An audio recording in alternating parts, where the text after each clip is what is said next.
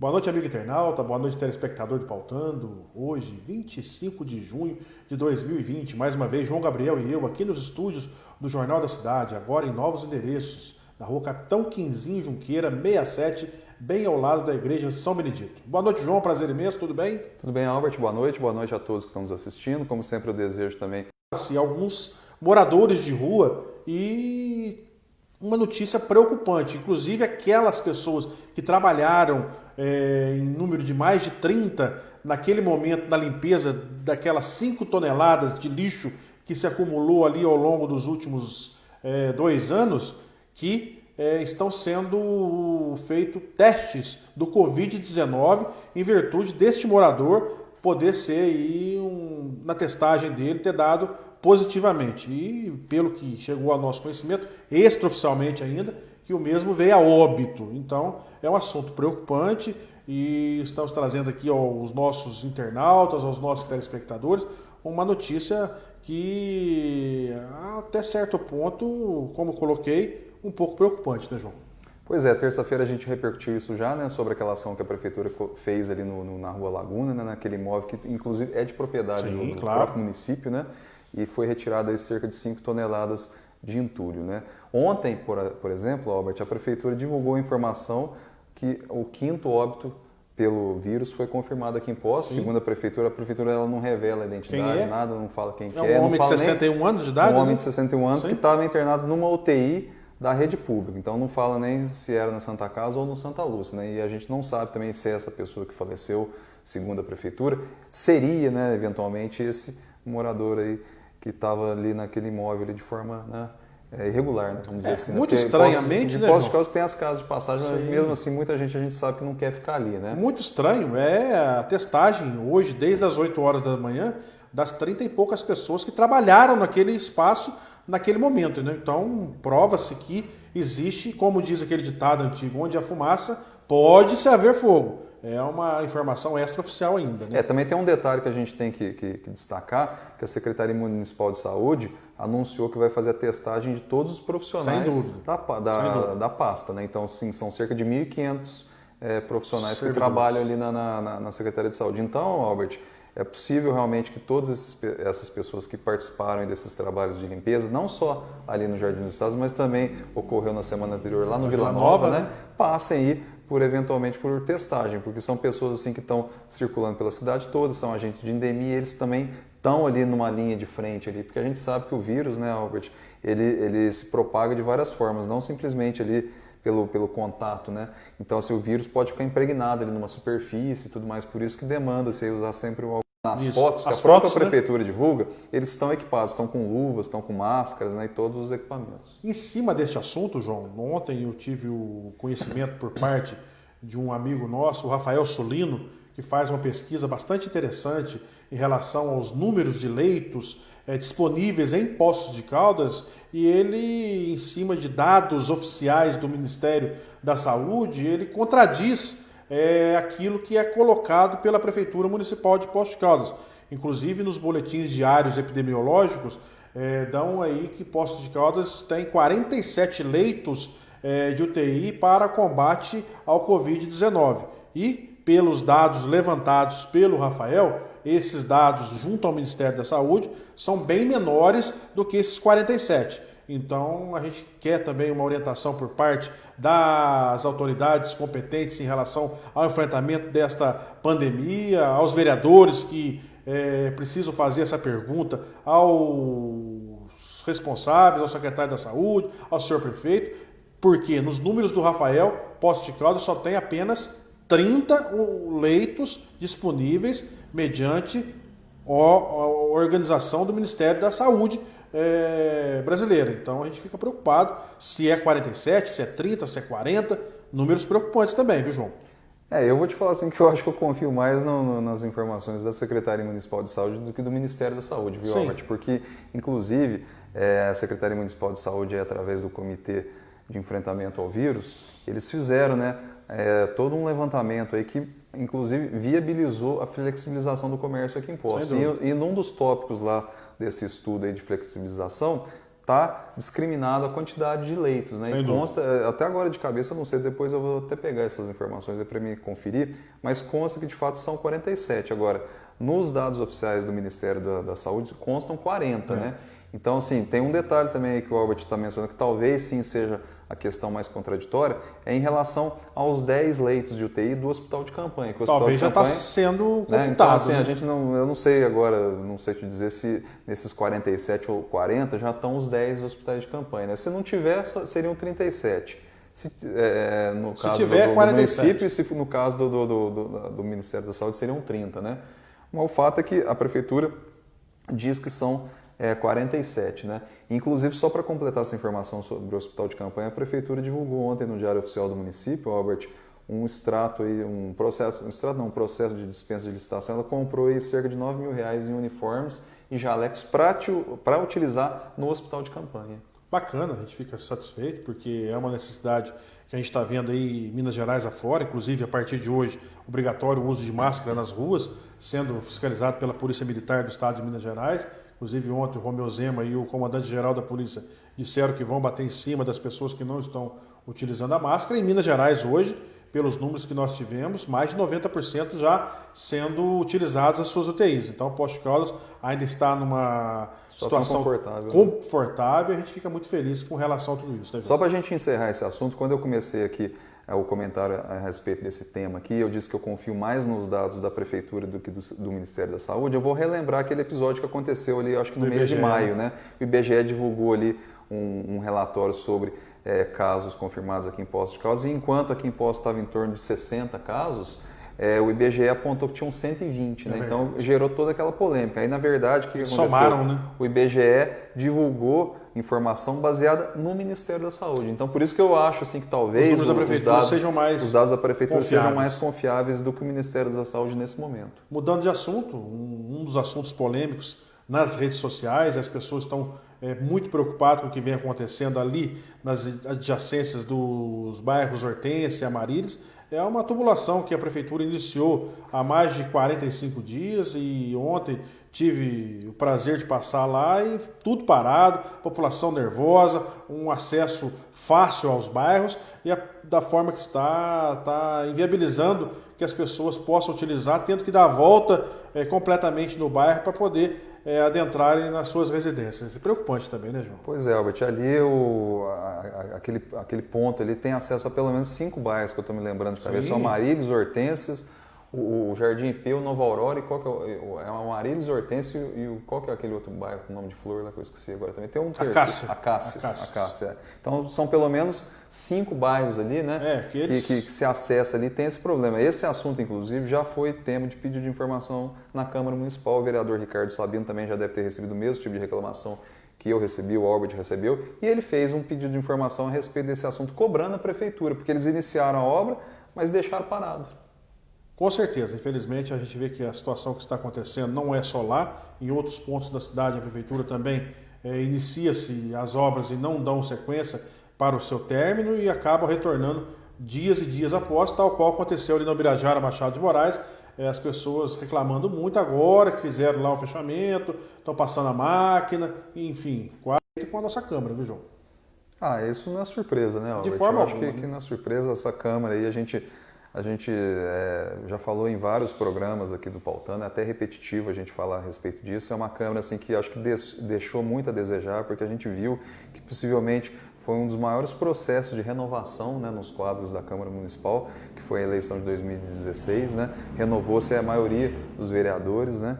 E a gente tem visto aí que o resultado não apareceu. Né? A gente já citou aí alguns vereadores, poucos vereadores que realmente eles correspondem, né, às expectativas, mas parece ser um consenso geral aí que é uma das piores legislaturas da história da Câmara Municipal. É muito triste nós termos que comentar isso, né, João? Porque são 15 pessoas que, queiram ou não queiram, são representantes de 80 mil eleitores que foram nas urnas lá em outubro de 2016 e confiaram o voto naqueles que estão lá. Como você bem colocou, são alguns com raras exceções ali, 4 ou 5, que realmente exercitaram o seu papel corretamente. Muitos deles iniciaram com todo afoito, querendo fazer coisas diferentes do que acontecia no passado, mas passados 6 meses dessa legislatura, voltou a ser o que hoje acontece. Muitos estão somente preocupados com os votos que poderão ter ou não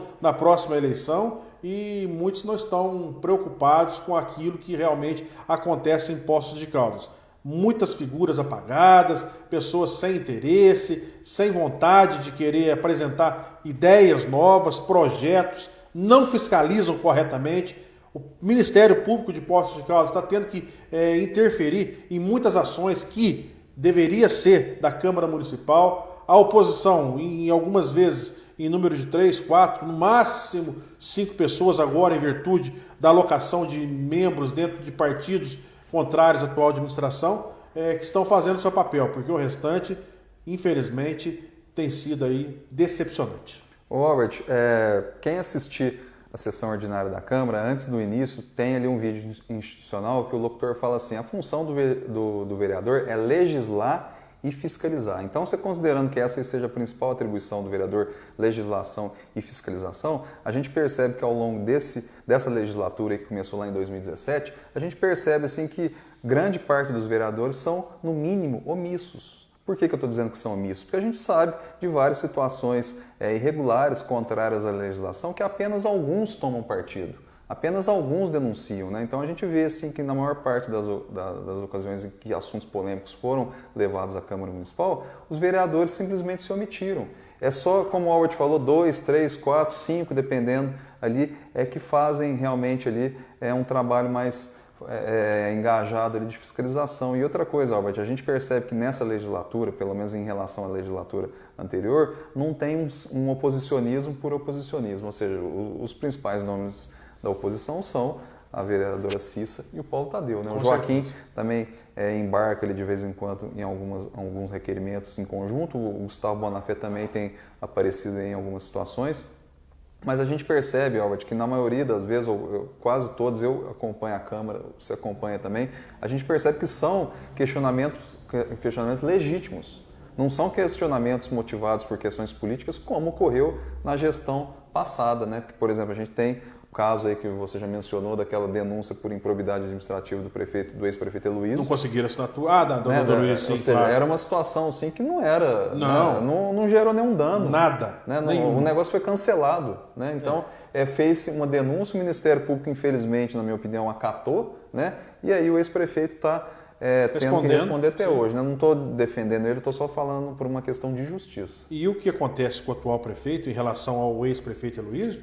Que o atual fez adesão a 7 atas diferentes daquela que o Heloísio fez no passado, que foi somente a adesão da ata de projetos públicos dentro da prefeitura, porque nós hoje temos aproximadamente 20 engenheiros dentro da prefeitura municipal de Poços de Caldas e poucos deles se atrevem a fazer projetos. Aí o que acontece? O Navarro, na época, contratou projetos fora da prefeitura, o Paulinho contratou, e quando o Heloísio foi fazer adesão à ata sem dispêndio financeiro, o senhor Marcos Sansão, que era o vereador na época, que hoje está quietinho, não comenta nada, denunciou o Ministério Público, houve o acatamento da denúncia e transformou numa ação junto ao ex-prefeito. E o atual, com certeza, vai ter problema futuro, porque eu mesmo também, naquilo que a gente sempre coloca, pau que dá em Chico, tem que dar em Francisco também. Porque se um fez e está errado, o que o outro atualmente está fazendo também, está errado também, né, João? Pois é, Albert, se você for analisar friamente a situação, é possível que a gente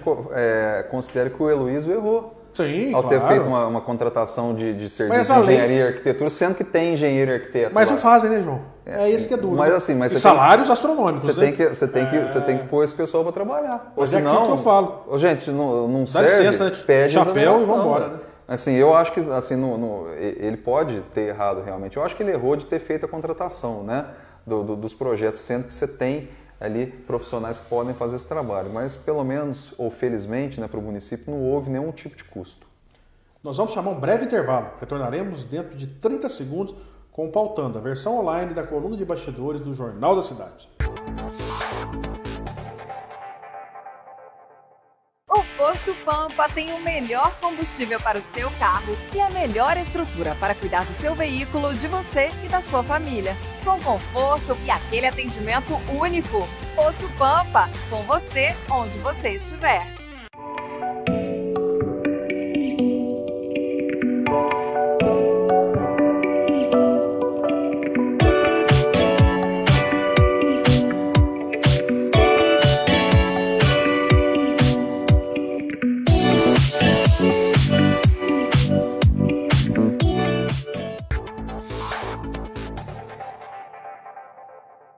Retornamos ao vivo aqui nos estúdios do Jornal da Cidade. Eu disse para você que era rapidinho.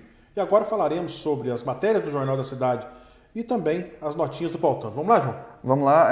Manchete de ontem, quarta-feira, do Jornal da Cidade foi a seguinte: secretária de Educação confirma fim da sexta aula por motivos financeiros e legais. Então, a secretária de Educação, a Maria Helena Braga, esteve lá na Câmara Municipal participando de uma reunião com os vereadores, né, para explicar essa questão do fim da sexta aula, polêmico fim da sexta aula. Isso aí já aconteceu lá em 2019, mas vem se arrastando aí. Então, ela deu algumas explicações. As três principais são as seguintes: primeiro, motivo financeiro, gasta-se em torno de R$ 1.200.000 anuais com o pagamento dos professores para realizar essa sexta aula. Esse foi o primeiro motivo, né? Um motivo de questão financeira. O segundo motivo foi um motivo de questão legal.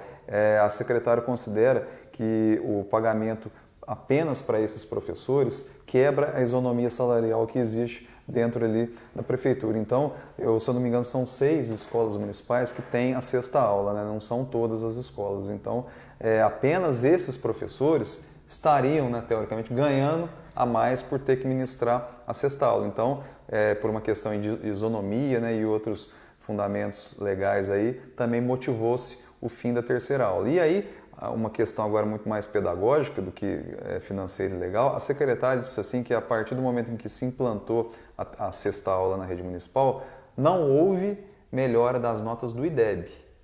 Então, ela fez essa consideração.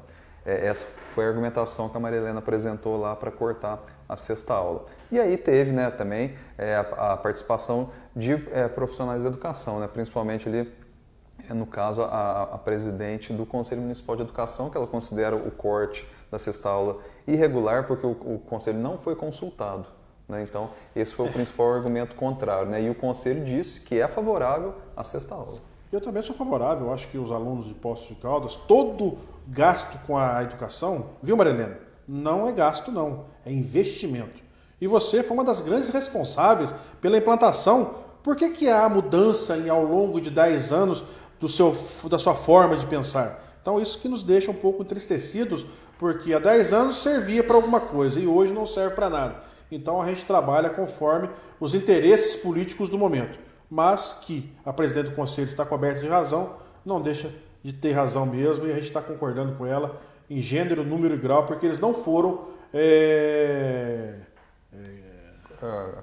consultados a respeito do assunto. Bom, e tem um detalhe principal também, né? A Maria Helena apresentou lá o número lá de R$ 1.200.000 aí, anuais, né, que são gastos aí com o pagamento desses professores, que custasse 2 milhões, Albert, porque teoricamente esse dinheiro aí seria pago com recurso do Fundeb. É o que a gente falou na terça-feira. O recurso do Fundeb entra no caixa da prefeitura e depois você não sabe o que acontece com o dinheiro. E eu não vejo também essa determinação por parte da secretária em ajudar as escolas com uma alimentação digna para os seus alunos. Eu acho que já passou da hora, né, Maria Helena? Você chuchar o teu prefeito aí, porque pagar o passado, esquecer o presente para os alunos do futuro, isso nos deixa muito mais triste ainda, porque muitos estão com dificuldade até mesmo de se alimentar. A prefeitura agora vai fornecer... Diz, né?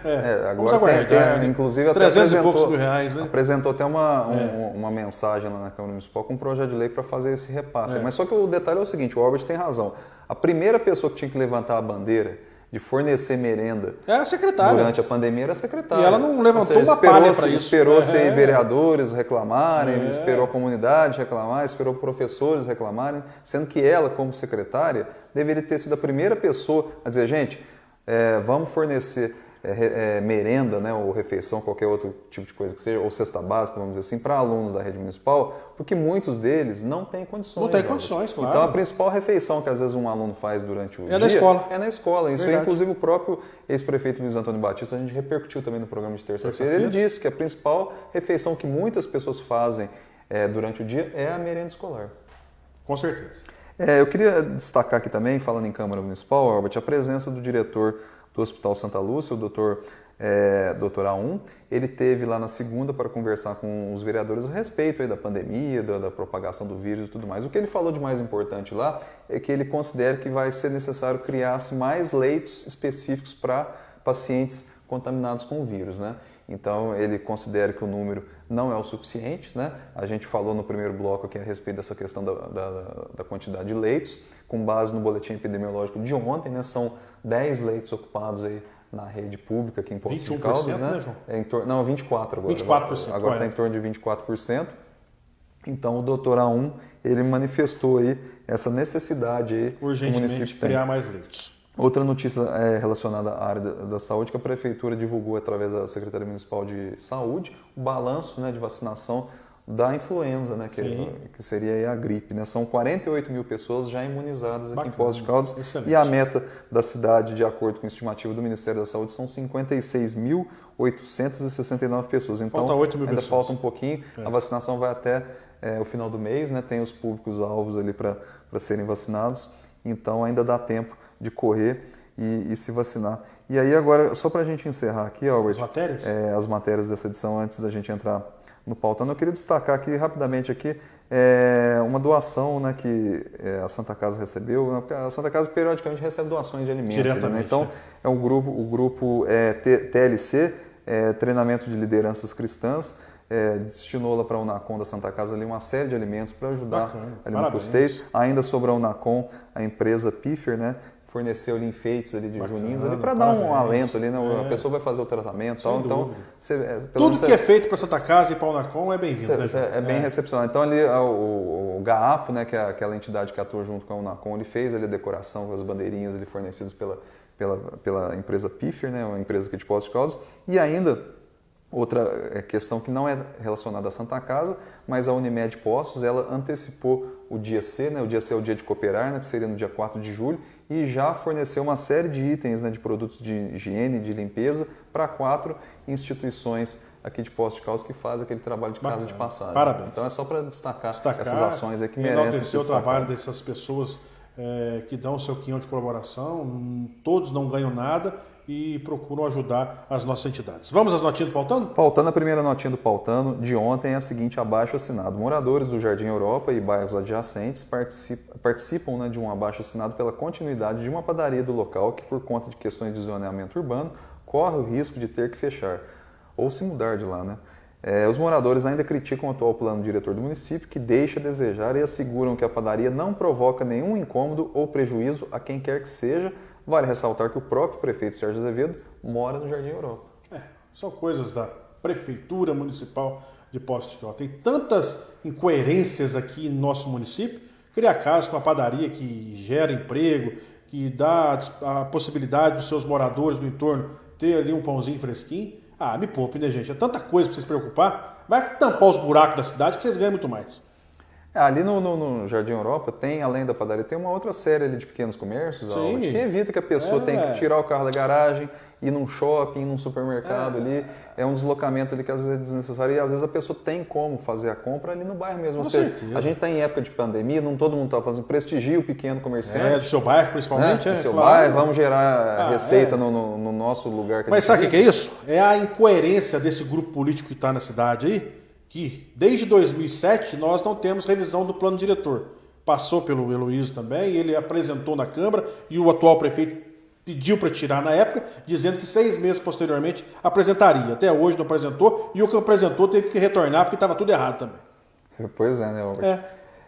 ICMS Cultural. Na última semana, o Instituto Estadual do Patrimônio Histórico e Artístico de Minas Gerais, o IEFA, né, divulgou a pontuação dos municípios referente ao ICMS cultural para o ano de 2020. O improviso, olha só para você ver, Albert, como é que isso aqui é preocupante, essa informação. O improviso da gestão cultural em impostos durante parte do atual mandato fez com que o município fosse ultrapassado por outras cidades com menor potencial no setor, como Machado, por exemplo, que inclusive obteve a maior pontuação de sua história no ranking. Então, mas também, quem que foram os dois secretários? O Hudson, com todo respeito ao Hudson, a sua história em Poços de Caldas, um professor de geografia, muito bem conceituado na rede, mas não tem conhecimento nenhum cultural. E tiraram o Ricardo, que era da turismo, que não fazia um trabalho corretamente, e levaram para lá também. Então tem que chegar, e as notas têm que ser baixíssimas mesmo, porque aquele que era responsável, que é o João Alexandre, foi para Machado e levou todo o seu know-how para lá. E infelizmente aqui é uma terra que, infelizmente, muitos aqui aportam e acabam deixando de fazer aquilo que é confiado a eles. Tem um detalhe ainda mais grave em relação a essa questão aí de ter se optado ali por pessoas que não são propriamente do ramo, né? Após a saída do Hudson, a Secretaria de Cultura ficou ali mais de 6 meses sem titular. Ninguém, né? É verdade. Né? Ficou em torno disso. Inclusive o titular interino não, né? O interino ali da Secretaria de Cultura era o próprio prefeito. Sem dúvida. Né? Então, assim, e o que ele tem de cultura? Ele tem de futebol, torcer pro Flamengo dele lá, mas de cultura ele não sabe nada. Não, mas assim, ainda bem que torce pro teu Flamengo, né, João? Exatamente. Não, isso aí a gente não pode criticar o prefeito, né? Robert, mas a questão não é nem se o Sérgio entende ou não entende cultura. Eu acho que é evidente que a cultura nessa gestão não é uma prioridade. De forma alguma. Simplesmente essa questão. Mas o que é prioridade nessa administração? Buraco não é prioridade. Transporte público não foi prioridade. Mobilidade urbana não foi prioridade. Está sendo a pandemia agora, que estão fazendo um trabalho bacana. Porque o resto estão deixando aí a desejar.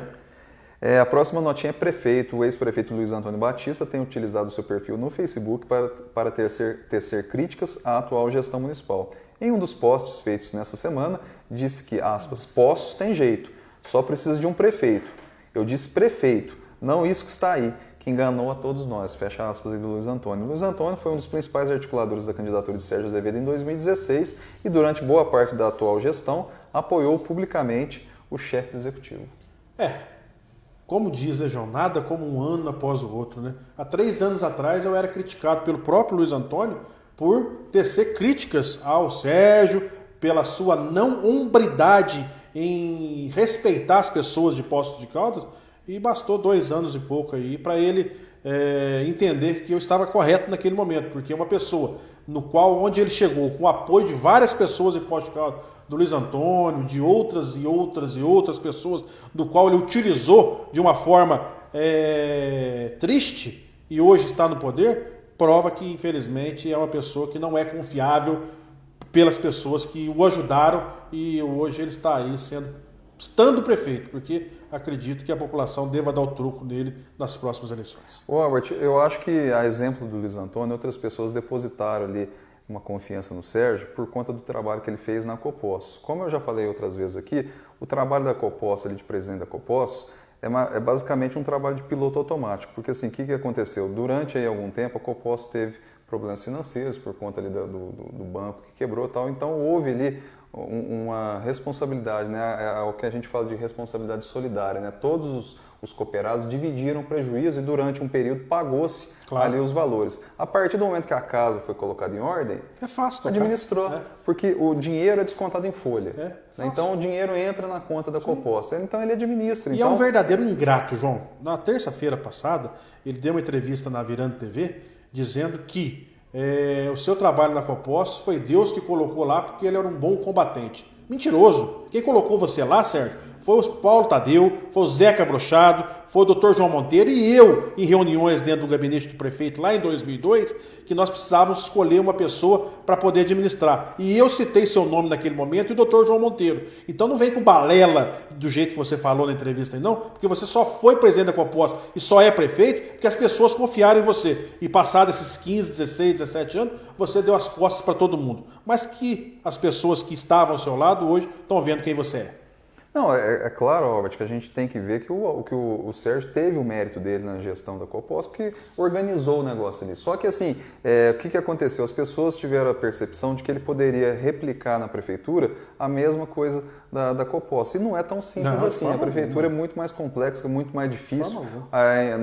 Da mesma forma que eu acabei de falar aqui que o dinheiro da Copos entra automaticamente porque é descontado em folha, da Prefeitura não funciona necessariamente assim. Então a Prefeitura está sujeita a calote, ou seja, se você não paga o IPTU, a Prefeitura fica sem dinheiro, se o governo do Estado não repassa o dinheiro, a Prefeitura fica sem dinheiro, se o governo federal não repassa os valores, a Prefeitura fica sem dinheiro, né? Acontecem vários imprevistos ainda no decorrer do percurso. A gente falou no começo aqui do programa sobre aquele problema ali na Avenida Ubirajara, Machado de Moraes, que é um problema que se arrasta há muito tempo, que foi motivado por questão de chuva, né? Então, assim, são casos de força maior, né? A pandemia, por exemplo, é uma situação assim, que ninguém atípica, esperava, né? Ou seja, pela primeira vez na história. Então, assim, é muito mais difícil e imprevisível você gerir uma prefeitura do que você gerir uma associação em que o dinheiro acontece de entrar na conta líquido e certo. Com certeza. Vamos às matérias do jornal de hoje? Vamos às matérias do jornal de hoje. A manchete foi a seguinte: estações irão monitorar a chuva e o nível dos rios que cortam a cidade. Aquela primeira estação já foi implantada e ali na Avenida ridículo, João Pinheiro. O cercadinho que fizeram no João Pinheiro. Foi inspirado no presídio, certo? No presídio? É pela esquina, né? Será que vão guardar algum político do partido do ano que vem lá? Só pode, né? Porque ficou ridículo aquilo lá. Ficou feio. Ah, credo. Robert, mas a gente tendo em vista a falta de educação das pessoas, o vandalismo das pessoas, então talvez tenha sido a medida... Claro, mas... mas assim, assim, visualmente não ficou legal. É um cercado ali com arame farpado em cima, né? Então você remete a um presídio, eu estou dizendo presídio porque na esquina... Tá parecendo o checkpoint lá da época de Berlim. O checkpoint, é verdade. Então, assim, mas de qualquer forma vai ser um projeto interessante feito em parcerias com algumas empresas e entidades aqui do município, que inclusive a Prefeitura disse que os dados vão estar disponibilizados no site, né?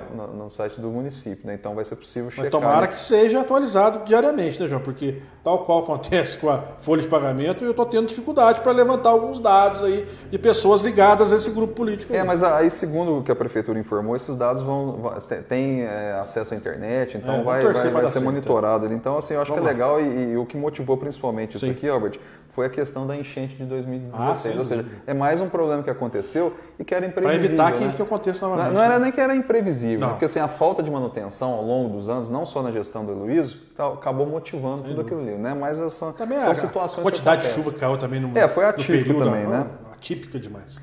Agora, uma notícia importante aqui dessa edição, Albert, é a seguinte: a desodorização da ET1 é alvo de questionamento. O vereador Lucas Arruda está questionando ali o processo de desodorização da ET, ou seja, tem o fedor mesmo, né? do mau cheiro. É o fedor, né? Vamos ser sinceros. Já está fedido o negócio lá, antes mesmo de estar funcionando com a sua capacidade total. O DEMAI plantou ali no entorno ali 2.500 árvores para tentar melhorar, difícil. Mas assim, o pessoal está reclamando, eu não sei, eu não tive lá, então eu não posso afirmar, mas o vereador está dizendo, e se ele está dizendo é porque pessoas reclamaram, porque ele não ia ser leviano de apresentar um pedido de informação, principalmente porque ele faz parte da base do prefeito, né, Albert? Vamos ver até quando, né? Vamos ver até quando, né? Bom, mês que vem a gente descobre. Mês que vem descobre, né? Verdade. Também um outro vereador, para você ver, Albert, um vereador da situação, que é o Álvaro Caena, ele está reclamando da demora do envio do projeto do Estatuto do Pedestre, que ele desenvolveu. O pedestre. Pedestre, né? Pedestre. O Estatuto do Pedestre que o Álvaro fez, o Albert, e através de um anteprojeto de lei, ele encaminhou em agosto do ano passado. Até hoje nada também. Está mais desmoralizado dentro da administração que qualquer coisa. Eu tenho a impressão que agora também, com essa questão da pandemia, o pessoal... Eu acho que o único que é prestigiado ali é o Antônio Carlos Pereira, viu? O resto... O Antônio Carlos Pereira, pode ser, né? E só para a gente completar aqui os comentários da edição de hoje, Albert, apenas 68% dos contribuintes de Poços de Caldas entregaram a declaração do imposto de renda. Números baixos, né, João? É baixo. Segunda-feira encerra seu prazo. Né? Terça-feira. Dia 30, né? Terça-feira encerra o prazo.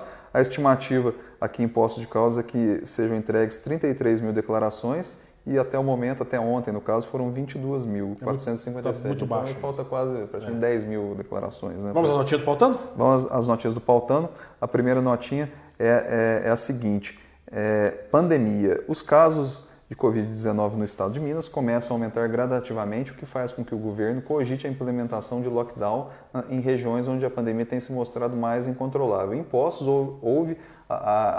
em Poços, a situação segue sob controle, com apenas 10 pacientes internados em leitos de UTI, entre 47 disponíveis. É aquele assunto que a gente estava dizendo, comentamos no primeiro bloco.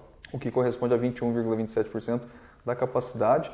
No estado, mais de 90% dos leitos já estão ocupados. Eu falei no primeiro bloco que eram 24, fui corrigir uma informação do Albert, o Albert falou 23, eu falei que era 24, mas na verdade são 21, né? É que cada dia ele muda um pouquinho para cima, abaixo, então, felizmente, quanto menos melhor. Está abaixo de 25. Mas de qualquer forma, Albert, a gente tem que também reconhecer e elogiar que apesar de algumas falhas ou alguns erros, eu acho que a atuação da Prefeitura em relação ao combate ao vírus está sendo legal aqui, porque está sob controle. Eu acabei de falar que são mais de 90% dos leitos no estado estão ocupados. Com certeza. O posto está com 21, então está com uma situação... Mas o estado, há 2 semanas atrás também, João, estava tranquilo. Quando o vírus deu uma reviravolta, o vírus é muito rápido, né? Ele se espalha de uma velocidade muito grande. Vamos torcer para que possa não incorra nos mesmos problemas que o estado de Minas, de uma maneira geral, está Exatamente. A próxima notinha, voo solo 1. Nos bastidores políticos, se tem observado uma sinalização do PTB em lançar uma candidatura própria à disputa da Prefeitura, ao invés de integrar a coligação formada pelo grupo Preocupados com Poços, para lançar o nome do ex-prefeito Geraldo Tadeu. O nome do PTB para a disputa seria do ex-prefeito de Caldas, Ulisses Guimarães, que até então era especulado justamente para ser o vice do Geraldo. Vamos aguardar, né, João? Isso aí são especulações. Agora, com a mudança do calendário eleitoral, 2 meses para frente teremos aí das convenções partidárias e muitas águas rolarão debaixo das pontes. A sequência aqui é o voo solo 2. A persistir na pré-candidatura de Ulisses, o PTB tem pela frente um entrave jurídico, uma vez que o ex-prefeito de Caldas não poderia exercer um 3º mandato consecutivo, pois já foi 2 vezes prefeito de Caldas nas gestões 2013 e 2016 e 2017 e 2020, sendo que na segunda renunciou para disputar uma vaga de deputado estadual. Dessa maneira, a pré-candidatura teria que ser lançada sub judice, o que gera o risco de uma eventual impugnação. Então, no caso aí, não importa se você foi 3 vezes prefeito consecutivo da mesma cidade ou de cidades diferentes. Né? O fato é que não pode ser prefeito 3 vezes seguidas. A próxima notinha, acusações 1. Os vereadores foram surpreendidos na sessão ordinária de terça-feira com a presença de um servidor do grupo DME que fez inúmeras e graves acusações contra os gestores. Ele foi falar com a vereadora Cissa Pipari, que já havia feito um requerimento sobre acidentes ocorridos em usinas do DME. O fato que chamou a atenção dos vereadores foi que o servidor está respondendo uma sindicância interna por ser acusado de vazar as informações da vereadora, que garantiu não ter recebido informações e sequer ter falado com ele antes de terça-feira. Agora, aspas aí da Cissa. O grave de tudo isso é a perseguição que a administração faz com os servidores, pois estou tentando denunciar os desmandos e a falta de manutenção nessas usinas, disse a vereadora. Então, Albert, o que acontece é o seguinte, esse servidor do DME, em primeiro lugar, você vê que ele não tinha relação com a vereadora Cissa, porque ele faz parte de um grupo ideológico totalmente oposto ao dela. Da direita. De direita.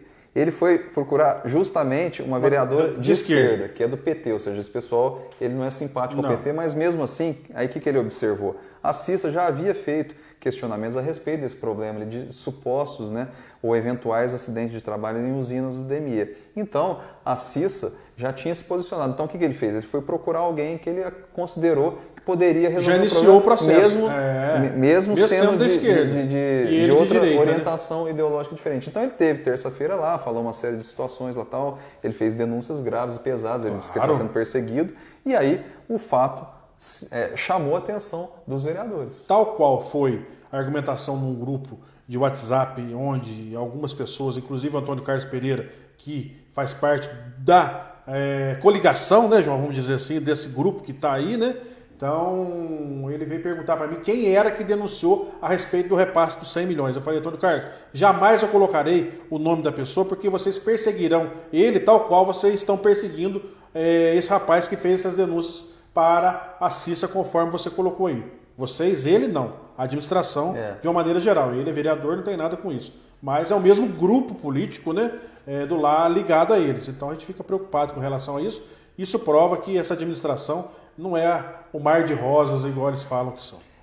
Só para a gente encerrar o assunto, que primeiro que a gente não revela a fonte, né? De forma alguma. Tem que revelar. Então a pessoa te confidencia uma situação ali, você não vai entregar a fonte. E segundo, se o Antônio Carlos veio te perguntar quem te passou essa informação, é sinal de que é verdade. Né? Com certeza. Inclusive, informações extraoficiais chegaram para mim que ele recebeu uma mensagem de uma pessoa ligada ao grupo DME dizendo que o que o Albert Mareca falou estava coberto de razão. Nós estamos chegando ao final do nosso programa. Considerações finais, João? Encerramos a última edição da semana, né? Lembrando que a coluna Pautando circula de terça a sexta-feira no formato digital aqui no Jornal da Cidade e no final de semana digital mais impresso.